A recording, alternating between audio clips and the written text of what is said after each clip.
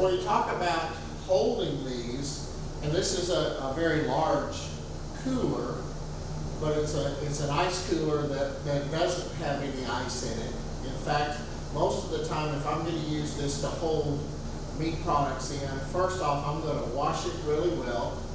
I usually will put hot water in it if I have it available, and I will add a little, like a cap full of Clorox bleach to every gallon of water in there per gallon, so that it sanitizes the cooler. Then I rinse it.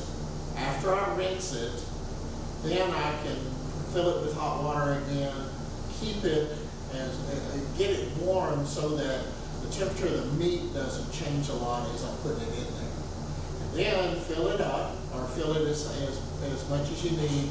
Most of the time I like to keep the cooler at least half full to keep the heat in there as I've got the meat products in there. After that, close the lid. Don't open it. Leave it closed until you're ready to serve. They'll continue to rest in there. You'll have time, but you don't want to be in and out, in and out, in and out of the cooler. You'll lose a lot of the latent heat that's in there.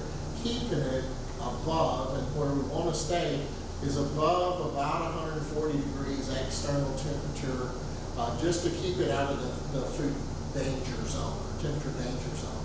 But a regular ice chest, cooler, whatever you want to call it, will work really well for insulating that product and being able to hold it. Whether you're doing prime rib or briskets or whatever, it works for all of those the same way. Allows you to go ahead and get finished with the product, store it while you're getting everything else ready, then pull the meat out and start to slice or cook as you start to serve your